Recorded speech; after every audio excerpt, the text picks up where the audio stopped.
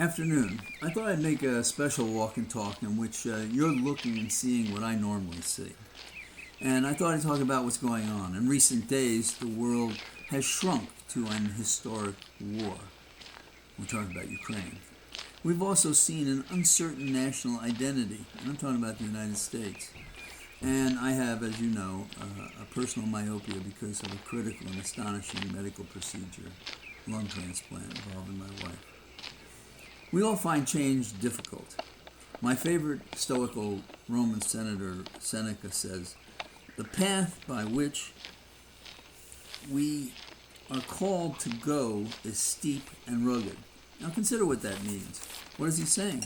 He's saying, can the heights be reached by a level path? Of course not.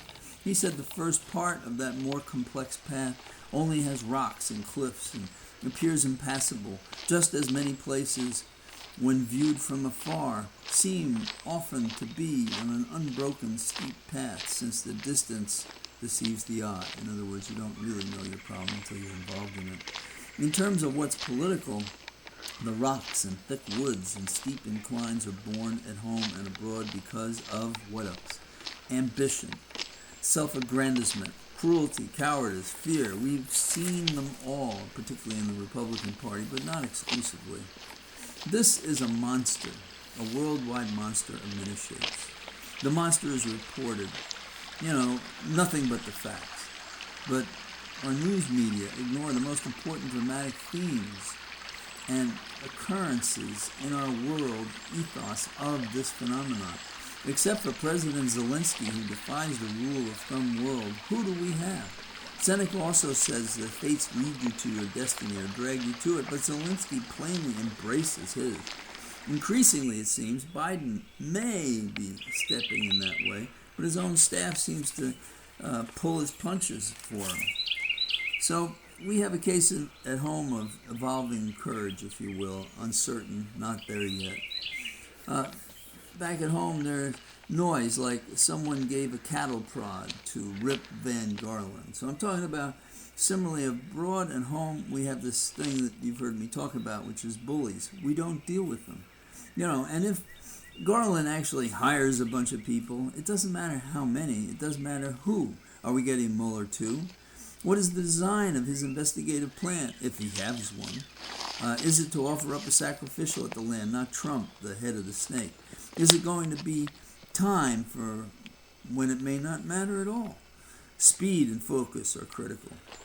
We have a worldwide, crisis of the spirit. And surprising as it is, Putin forced one man, Zelensky, to reach down into his character and courage to become a catalyst for change in Ukraine and around the world. A not so minor latter-day Churchill, if you will, giving a speech modeled somewhat after him. A voice for freedom and fighting for it. Seneca believed that God tries noble spirits with severity. No proof of virtue is ever mild. Well, Zelensky's got it, but who else does? It's a world of cowards, and that's how this is able to occur both in Ukraine and here at home. The pipelines of our leaders and their governmental structures are clogged with ignoble spirits, political adventurers who care not to have or show any profile that has a hint of courage or risk to do the hard thing, the thing that we need to have done. We are fighting desperitude. That is disuse, a failure to use those characteristics that sound in bravery, courage, and risk. What a bunch of losers we have.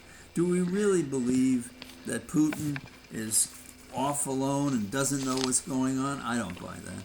This is a fog of war in which we have our own government probably trying to reassure the public with so-called intel that they have.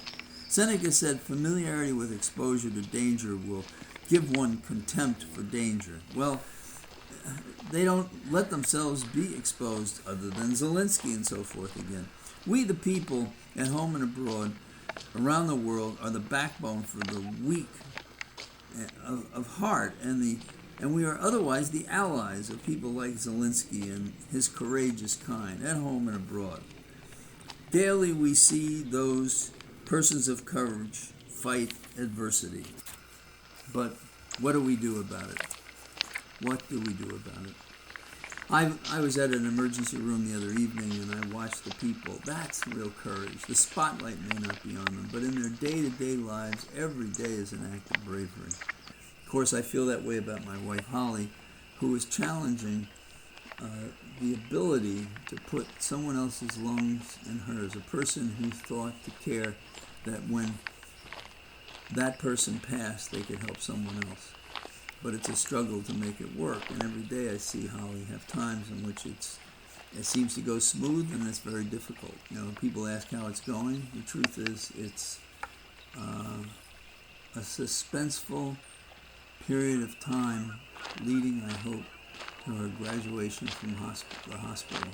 But it's life or death, and that's her courage. And I try to do what I can to make it easy. Well, that's it for now. I'll talk to you as soon as I can, probably on the road. Bye-bye.